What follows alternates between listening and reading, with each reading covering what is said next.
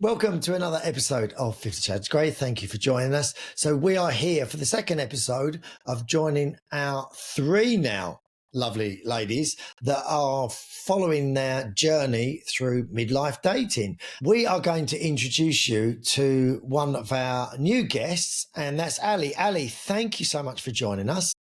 Thank you for having me. We introduced you to the very hectic WhatsApp group this week, and you were met and introduced to everyone, and they're lovely ladies, aren't they? Oh, hilarious. It's been great. For the couple of days we've been chatting, we've had a bit of a giggle. So, yeah, all good. Ali, can you fill us in, first of all, just a little bit about you and what your situation is at the moment? Yeah, so I'm 46. I've been single for about 18 months now. I've used online dating since I was in my early 30s. Most of my relationships from 30 onwards have been as a result of meeting somebody online. And I think, I live in a small town, so it's quite hard, I think, especially as you get older and all your friends are older, they're married with children. It's quite hard to meet people organically. And in terms of work, I worked in HR for 20 years in the city in London. And that was quite good. That was a really good social life. And then I ran my own business. So I was standalone for 6 years. And all I met during that, because it was a woman-focused business, all I met was women. So I've just started a new career, complete change. I'm now working as a housing manager for a retirement complex. So now I'm just around older people all day. So, for me, online is the only option.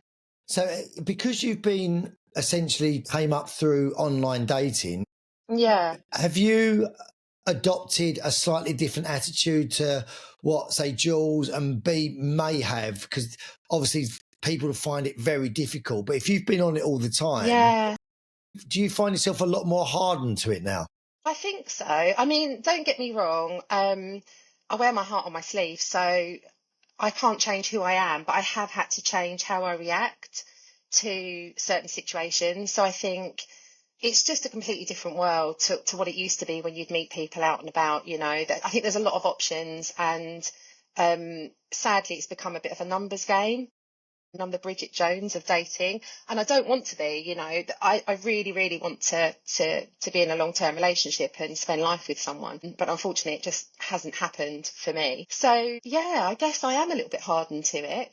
I don't take things so personally anymore, and I spot the red flags a lot quicker, and I'll be quick to cut somebody off, as I have done this week. If something's not going the way that I want it to go in terms of getting to know somebody, and they're not my type of person, then I end it there. And I'm not scared to do that. Whereas I think years ago, I would kind of entertain some of those kind of conversations that you don't want to be having, because I don't know, I think I've changed my perspective. So I guess I learned to love myself a lot more and have that confidence, and know that actually it's not about whether they're good or I'm good enough for them. It's about whether they're good enough for me. So not entertaining wasteless conversations with strangers that right from the start you can feel in your gut won't go any further. So yeah, I guess, I don't know if harder is the right word, but a lot more savvy, I guess, when it comes to online dating. So we'll have a little catch up of where we all are from this week and from last week. Jules, what any developments from last week on your dating? I've got a date on Friday. So we'll see how that goes. He's And not. how did that come about, Jules? That was through I'm on Bumble. Yeah. It was just, obviously it's the ladies that instigate it. So you sort of, like, if you like them, he obviously already liked me. So as soon as I sort of swiped right, then it's sort of a match, and then we got chatting. But for me, I don't spend too long texting. I just want to meet as if you have met that person organically. So you have met them face to face for the first time. So I don't like to have the to and fro messages. So as soon as that I could meet someone, so that you get to see them face to face, you get to see their body language, as I said before, then that's the natural, as close to the natural, organically way that you can meet them, that you can get. It's just like you said earlier, it's just treat it like a meeting, first of all, because that's what you're doing. You're meeting, and then if you get on, then you go for dates. So, Jules, just talk us through how many messages did you have? Was it the asking about jobs, or just talk us through from start to date? I'm a bit of it wasn't so much what do you do, anything like that. I'm a bit more of a banter. I'm more of a fun sort of innuendo sort of thing. But that's how it was. He likes dancing. He's a social. He's a family person. So those sort of things tick the boxes. So it was very short and sweet. As I say, I don't want to delve into all the about his job, too much about him, because that's what I want to find out when I meet him. We'll get to the second drink, perhaps. I don't know. I'm looking forward to it, but I'm comfortable in myself. And I think that's probably a lot of the expectation. If you are happy with you and where you are, I think you approach the dating scenario completely different to if you are perhaps newly out of a relationship and you're sort of wanting to meet someone, you're or not desperate, but you really want to, you get let down a lot easier. Yeah. Yeah. Do then just move on to the next one. Not as it sounds, but you do have to do that, I think, with online dating. Yeah. He's treated like, right, that hasn't worked. What's next? Yeah. Because you're not that you're always looking, but you're always open. And I think that's the way to approach it, is That's try and be absolutely. open to Yeah. more opportunities. So B, how about you? How's your week been? So I might be unique in how I do this. So remember in lockdown and people were like, I've completed Netflix. That's me. I've completed Bumble. Sat on Sunday and I just went, shoot. Completed it. There's no more. I'm out. I've either got to move my age range or I've got to move the mileage, and I'm not. That's what I want. That's what I'm looking for. So I've been there. that brought us down to, like, it's very satisfying when you get to the end and it says movie filters. No, I will not. It's like your sat nav's really bossy. No, I don't want to go that way. No, Bumble, I will not do this. So got it down. So 2 men had matched at the same time. So I was like, okay then, right. So we'll just wait then. Sent a message. Nothing. And after 24 hours, it just drops off. And I'm kind of like, were you cooking your tea? Were you were you on the tube? What was happening? Were you just filling in time? Because if you've taken the time to go, yeah, I think that might be something there, and then you don't do anything after 24 hours, that blows my mind. Like, Yeah. were you filling time? The only thing, B, with Bumble, and it was a long time since I was on Bumble, but you've got no idea of their timestamp, have you? No. So they could have done that 2 months ago because you went on a marathon swipe. Like, you could have got down to sort of the last few, and they could have done that actually 2 months ago, I think. But No. after we all spoke last week, I deleted it and started fresh. Right. Okay. So they have no excuse. That was definitely, I'm on the tube, I'm waiting for the dog to come back in out from the garden, like whatever they're doing. And then I had one guy, and I was like, hello, sailor. So messaged him, he's messaged back.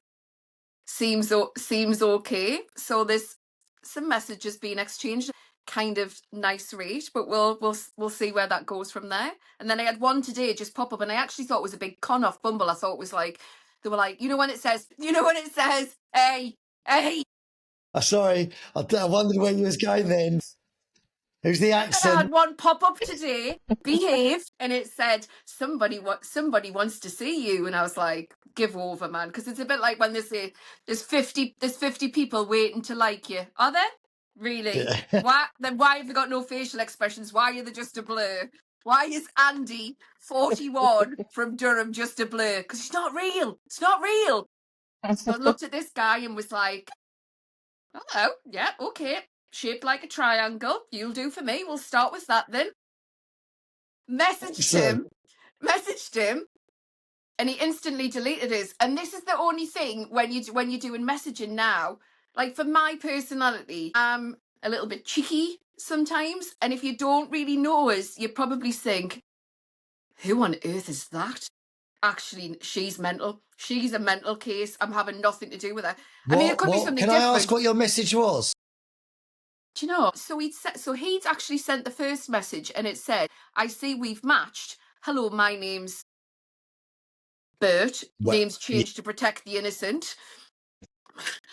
How are you?" And I was like, "Well, hello, Bert. This is reassuring to know that I've actually matched with somebody. I thought it was Bumble trying to do some sort of marketing ploy. Gone. Yeah, that is Gone. frustrating, isn't Yeah. it? When they I'm not disappear. worried. I was just like that. Bleh. All right, then you're Yeah. lost." I've had this conversation with girls before. That first line, whether it's the guy's first line or the girl's first line, is very hard because I've heard girls say when I've chatted to girls, like, I want to be blown away with the first comment. What? Can I not just say, hello, how you doing? And a lot of girls go, if anyone just says, hello, how you doing? I'm deleting them. When was that a thing? Harsh. I mean, as long as I'm not getting I'm a little bit a like, dripping aubergine coming into my inbox, I'm all right. I'm like quite happy to crack on and talk to you. You're all right, pet. I'm fine. So, I do Ali, get, have you got a clean slate? Or are you talking to people at the moment? Or are you dating anyone? What's going on? I reactivated, I closed all my accounts down or put them on hold. I hid them, whatever you do, before Christmas. I just think Christmas is a rubbish time to try to be doing dating. So I've reactivated 2 accounts, so Tinder and Facebook dating. What? I am today years It's not old. what What is Facebook dating? Facebook, yeah. I didn't know. I know that when we've had conversations, you've mentioned Facebook dating. I don't use Facebook, and I Yeah, wasn't aware of Facebook dating. So, can you fill us in yeah. on Facebook dating? So it's kind of got the same look and feel as all of the sites. You have to match with somebody before you can have that conversation. But for me, I mean, you have to be on Facebook, so you can't join it unless you do actually have a Facebook account. And nobody on your Facebook knows you're doing it. So it's not like all your friends suddenly know you're on a Facebook dating site. They used to have a part of it where it could highlight potential matches for you that were in your friends' contacts. So, for instance, if Jules and I were friends and you had a whole load of single people that were also on Facebook dating, it would kind of highlight that, and it would say it's like a mutual connection, I suppose. So, Yeah. and I've done that before, and it was kind of quite handy. So, a guy I dated before Christmas, as soon as I saw he was friends with someone I know, I kind of got on a message and I was like, "Hey, what do you know about Ernie? Let's call him Ernie." You can get a reference in. Yeah, That's the and I Milkman kind in of the liked West. that. Milkman in the West, Ernie. That one. So, yes, that was quite good because I felt like I had the heads up from somebody that I could trust. And they kind Yeah. of said, you know, he's a really good guy. I think you guys could be a really good match. We weren't a really good match, but it was kind of, I don't know, it really kind of took away that I don't really get nervous on dates because I do just see them as a meeting. And I think because my job before was interviewing in HR, kind of, it sounds awful. It's a bit like an interview, isn't it? Because you're learning all those things about somebody. But I went along to that date feeling, I don't know, a little bit ahead of where I felt I would be because somebody already knew him and somebody had already Yeah. given me a bit of a lowdown. So yeah, Facebook dating, it's okay. It's not the best one. I'd call it the most gentle one, if that makes any sense. I think you get a lot less of the kind of one night stand type people on there. And yeah, and the other one is Tinder. So I've just reactivated Tinder. And I know a lot of people go, Tinder, isn't Yeah. that for hookups? I don't agree. I think I see the same people on all the sites. So if I was to go onto my Tinder account now and look within, I don't know, 20 miles of where I live, the same people will be on Tinder that are on Hinge and on Bumble. Yeah. And there was one stage when I was on Bumble, Hinge and Tinder, and it just got silly. I'd match with people on 3 different sites and I'd be like, hey, I think I've just matched with you on Bumble, you know, and they're no different. Tinder's got a reputation, I guess, but I don't find it any different.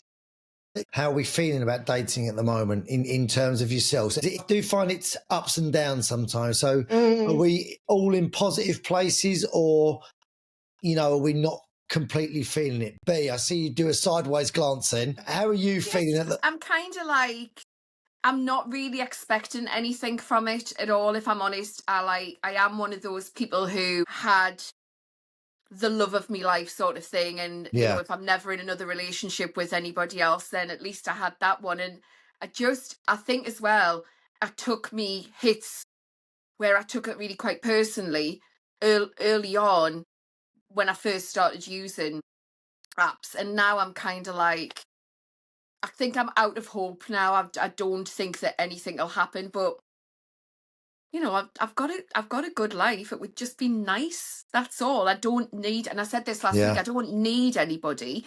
It would just be nice. So, but if I'm honest, I'm not in the slightest hopeful that anything will come of it at all. Oh God. That sounds like you need to get out like the smallest violin, doesn't it? Like, I think you have to believe in it though, because I think if you lose hope, then you've kind of already set yourself up for failure. Oh, I feel really sad for you. I'm like love's yeah.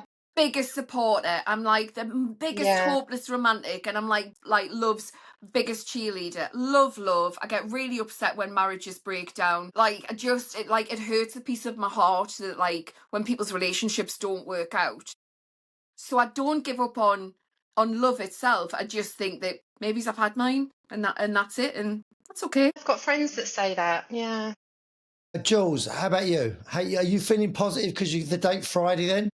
Yeah, I again, like you were saying, B, I've sort of had a few dates and I've had a few relationships, and I think your expectations and what you're looking for, they've changed for me. The boundaries have changed. Whereas I'm very happy when I first came out of the relationship, as I said, I was sort of wanting to meet that person, and your boundaries that you have with regards to the distance, with regards to how deep you want to get into a relationship, whether you want to a full-on relationship or so, it changes, and it's changed for me. Whether I'm happy, again, I'm happy in what I'm doing, I'm happy with my job, so I just want someone to enhance my life. That's what I'm looking for. I would love to meet someone that isn't needy, because you know a lot of guys are, and I'm sure women are as well. You know, I don't know if it's from your side of things, Elliot, but a lot of guys are needy and they are on their own, and they are literally expecting you. You know, they'll message you and they want to.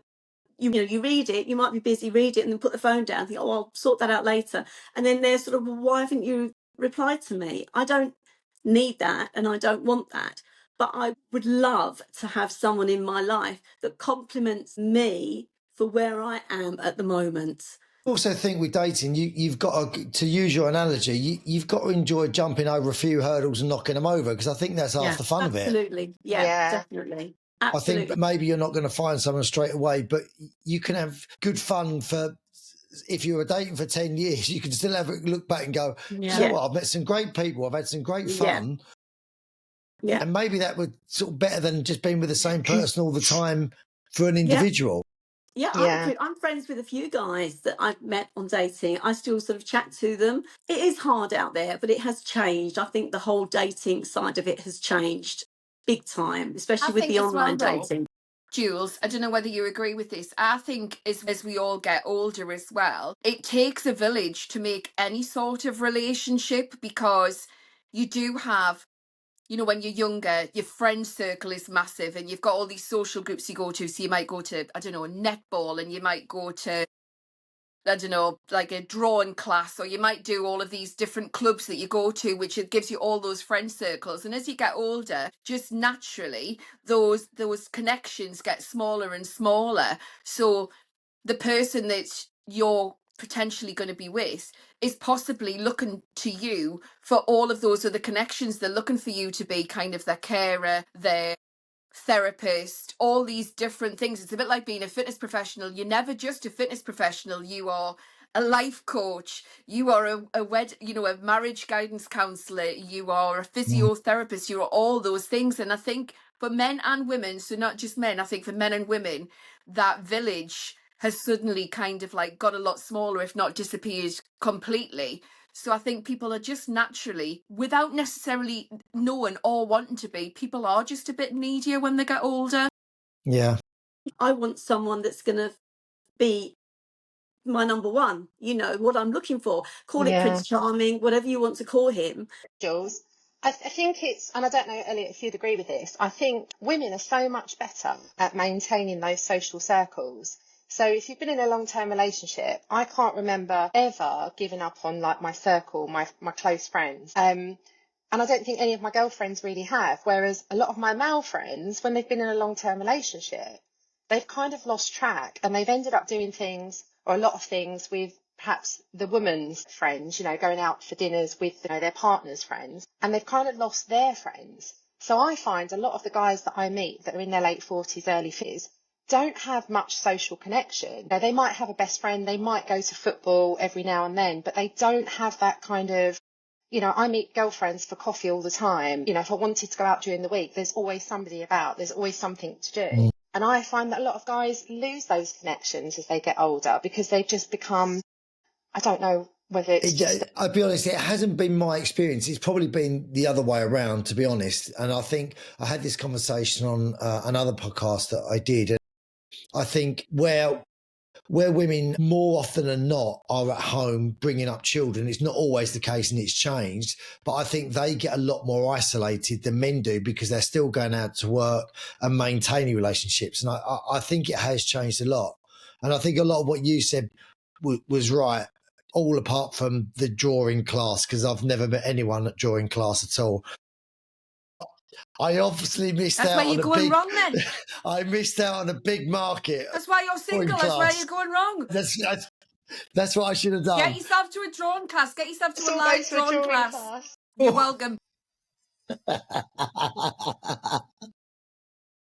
So the last thing that I want to just talk about is quite personal, obviously, and it's about your own insecurities with dating. But what are your own insecurities with dating that you may have? I think it's quite a big one for me in that I broke up with my ex for 18 months ago, and I've always been a really, really confident person. I've never had trust issues. I've got a great social circle, and I don't need someone in my life. I just like someone in my life. Yeah.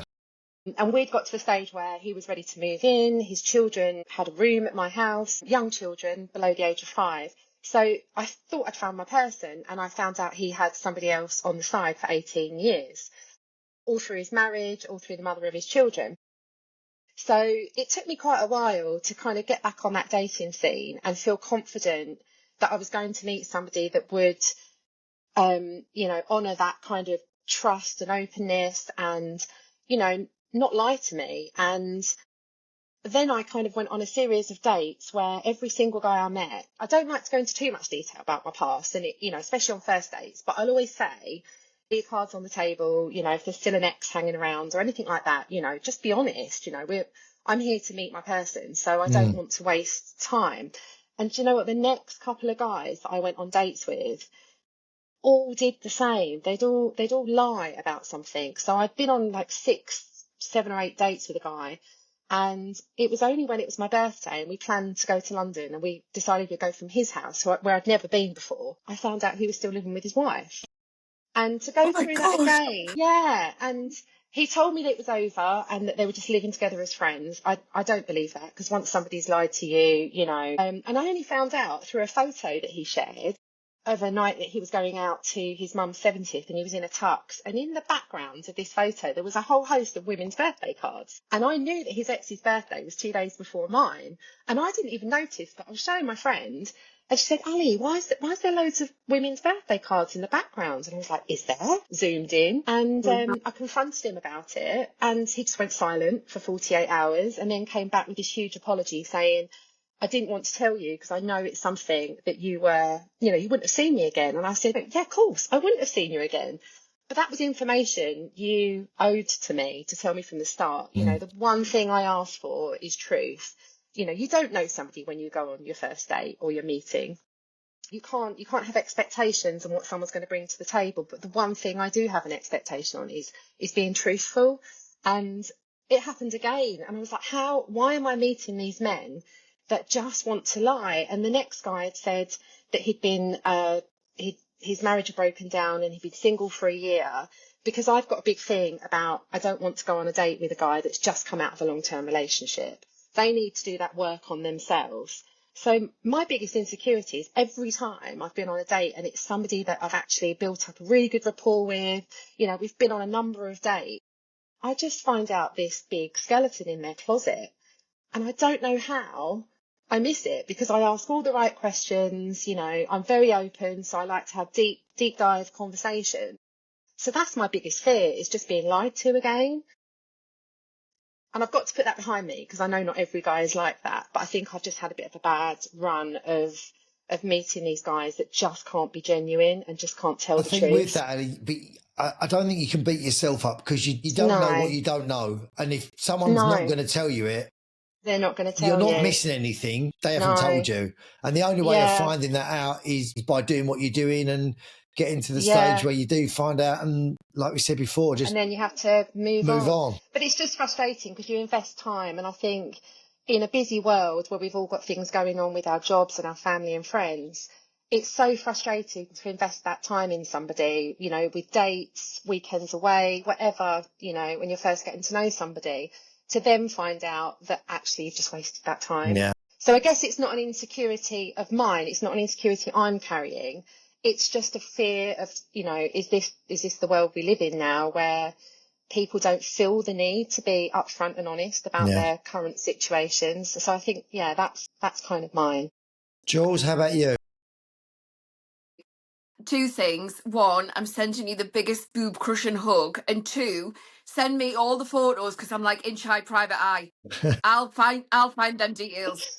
Are you the detective for? Yeah, you're going to do all the digging for me. Find out anything. Love I can that. find out your inside leg measurement in about half an hour. So Jules, how about you? Any insecurities? Because you seem like you're quite confident in yourself. And I am a confident person. I think it's also insecurity. It's probably more annoyingly insecurity is my age. I find, because of the age I am, my ex-husband was 10 years younger than me.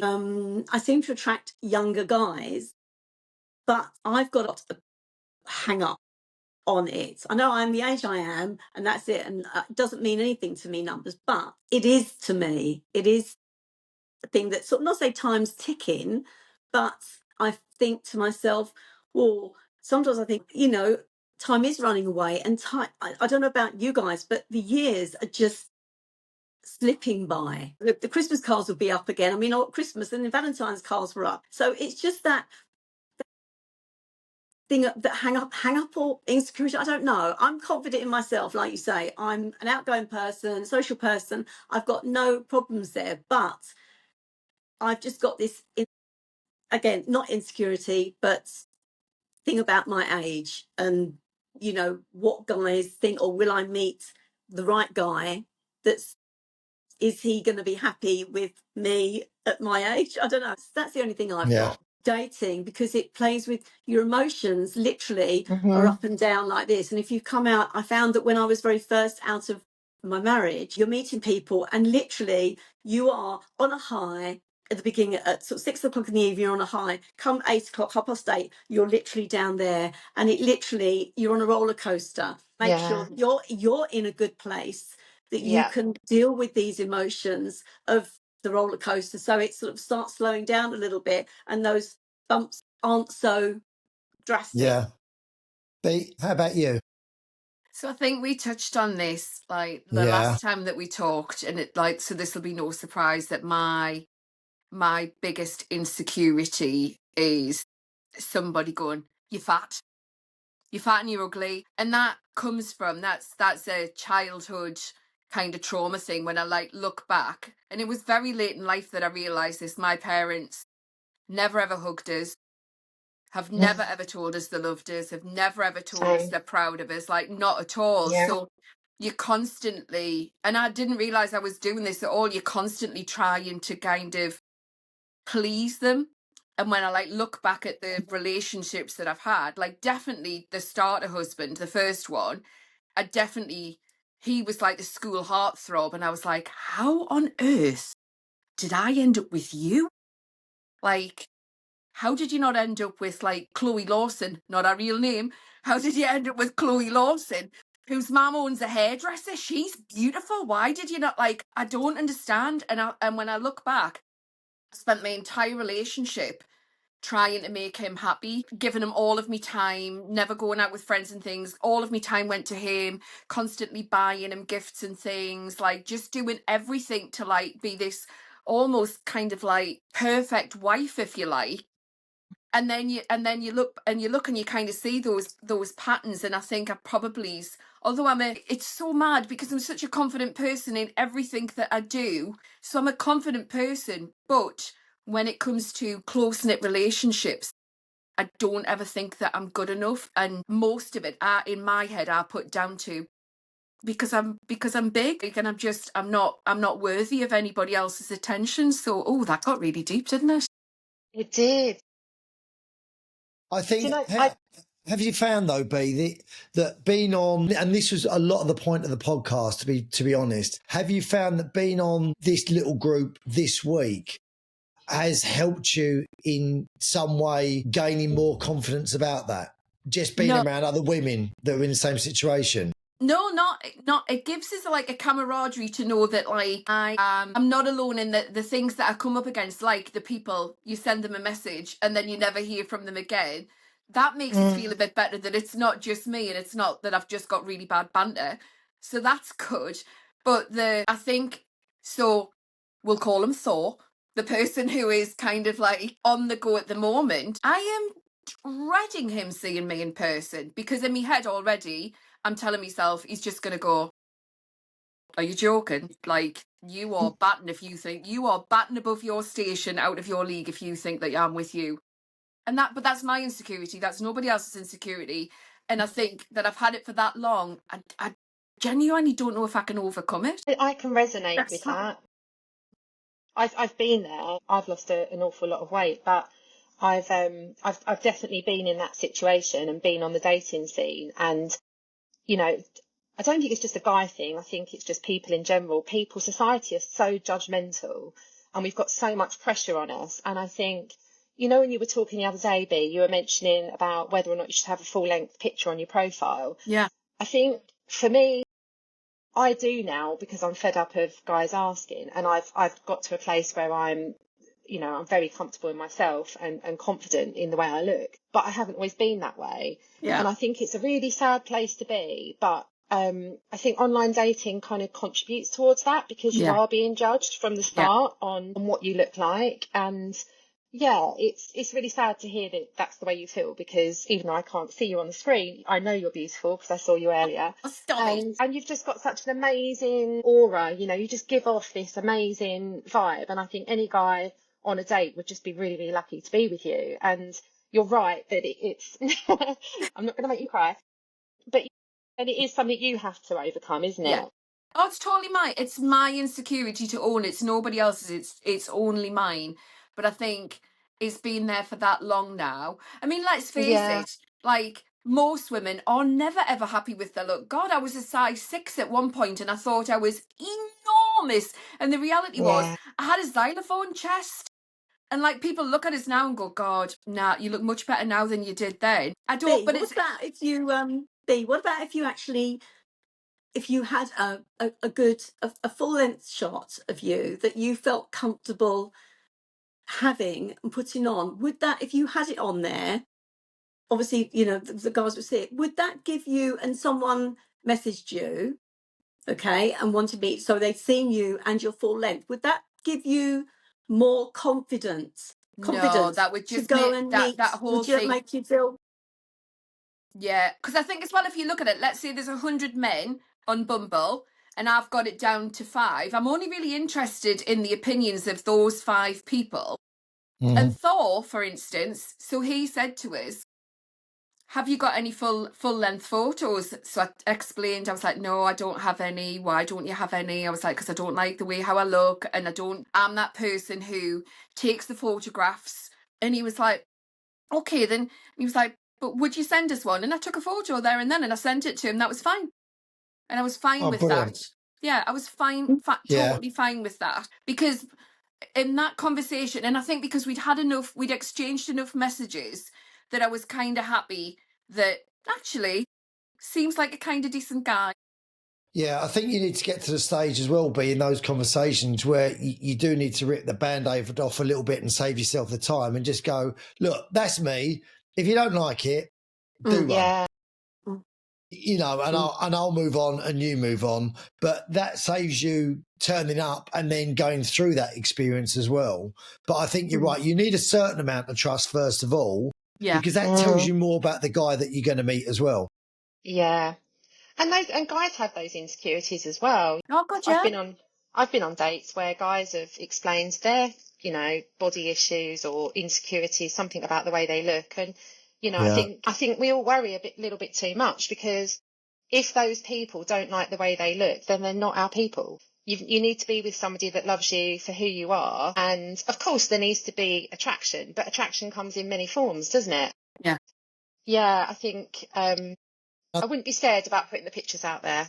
I think this is the main point as well. Dating apps are sort of primarily visual, unfortunately. Yeah. And they're not advanced enough not to be that way, because that's the first and main impression that people get. And unfortunately, we're not meeting people where people will get to know you rather than what you look like, unfortunately. Yeah. Yeah. Ladies, we're coming to the end, so thank you for your honesty this evening, because it's been really touching. My biggest insecurity for myself is my drawing, and so that was quite painful bringing that up, and that's why We want evidence. I never went to drawing club, and so I've obviously missed many dates. I genuinely thought you were going to say something heartfelt there, and I was like, oh my God, he's going to open up. Oh, bless him. So the week in front of us. So B, I want to see how Thor turns out. If we get a meeting with Thor or a FaceTime with Thor, obviously God of Thunder. If we get meaty with Thor. Don't get meaty with Thor. That's a different podcast. Yeah, unless you want to. Meeting with Thor, that sounds like a whole episode on its own. It does. If you get a meeting, Jules, date on Friday. I hope it goes fantastically well for you. And you have a good time no matter what you're doing. If not, your daughters are right round the corner, so no wasted time there with your one drink rule. And Ali, are you meeting anyone this week, or are you just seeing how things go? So no, I'm chatting to a guy, and I'm supposed to be on a date on Friday. He's due to let me know tonight whether or not he's got his children Friday night, but he's definitely got them Saturday and Sunday. Right. So potential date. We're talking. Yeah, we'll see. We'll all catch up next week. I'm sure I'll hear all about it. Saturday morning, Saturday night, Sunday morning, Sunday night, and I won't sleep. But I'm looking forward to it. But guys, thank you so much for joining me. To everyone else, thank you for listening to 50 Shades Grey. Make sure you subscribe and follow, and we'll catch you next week. Take care. Bye-bye.